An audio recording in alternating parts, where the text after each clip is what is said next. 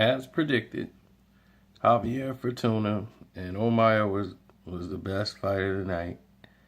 And we will not even mention Luis Ortiz and Malik Scott exhibition of time wasting. This fight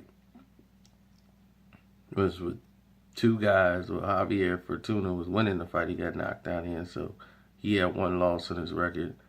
And then you got the man coming into the ring, and Omar Edwards, who's undefeated, who's coming to prove himself.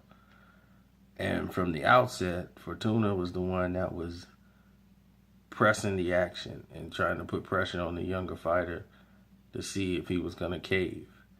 And, Fortuna has heavy hands, and so he wanted to see if, Edwards could take his punch, and Edwards was solid.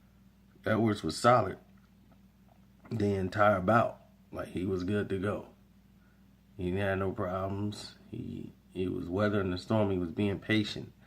Then he exploded and caught him with a counter left hook on the inside when Fortuna got wild and came in, and, he keeps his right hand pretty low. And he got clipped.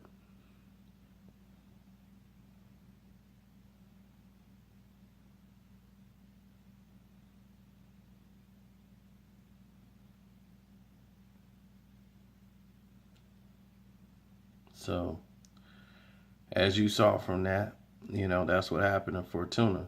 Fortuna fought back, got up in the first round, and brought the fight to Edwards.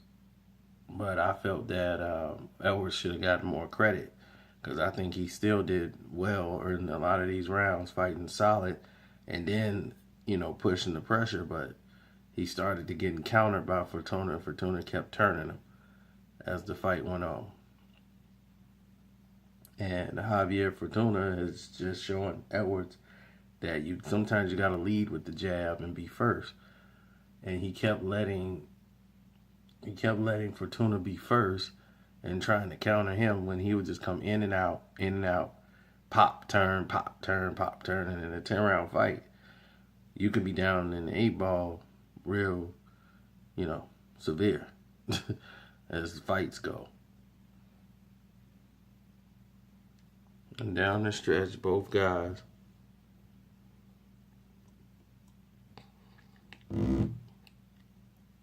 gave it their all. But it was Fortuna down the stretch who took the fight to Douglas. I kept saying Edwards, but it was Omar Douglas.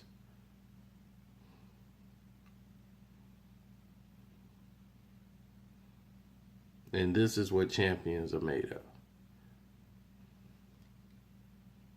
That's what makes winners and losers. And that's what I'm talking about. When I'm talking about heart of a champion and a guy stepping up to take the fight. And I felt Fortuna was the winner because he stepped up and took the fight tonight. He knew how to fight on the outside. He just didn't fight one way. And I felt that Douglas fought only one way. And it cost him tonight. And Hurd fight, we can talk about. I mean, Hurd was definitely in control. I just want to see him in the ring with somebody his size. He always seemed to be fighting somebody that's 10 times smaller than him, and he can just overmatch. Tired of that. I want to see what this guy's made of, like, for real. Like, if he's really the real deal or not. We need to know. It's about time we found out. Because Sammy Hurd has definitely been the same kind of guy every fight we've seen. Jojo Dan took this fight on short notice, and he definitely, for a fighter who took it on short notice, did not come to lay down. He came to give it everything he got, and that's exactly what he did. He laid it all on the line, so there's nothing more you can get out of that guy. He did his job. So, on that note, I say, kudos to JoJo Dan for giving it all he had when basically he was just there to pay to keep the card going. Danny Garcia versus Sammy Vargas, the tune-up fight. As expected, Danny Garcia came in the ring sharp, looking to counterpunch Vargas. I mean, he sparred against this guy before. Vargas is not a polished guy. He's a decent fighter, but he's a C-level opponent, definitely, and this fight just proved just that.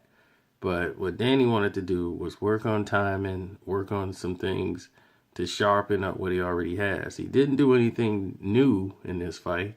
He just was Danny Garcia. And he just wanted to show the people at his hometown, he's Danny Garcia. I'm going to be flat-footed. I'm going to be strong.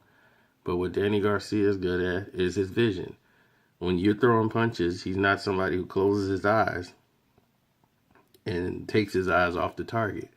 He looks at everything and he has great vision. And he stays in the pocket and not afraid to stay there because he knows he can get his punches off, and he's more concerned about what he dishes out more than what you can take from him. He knows you can't take his punches.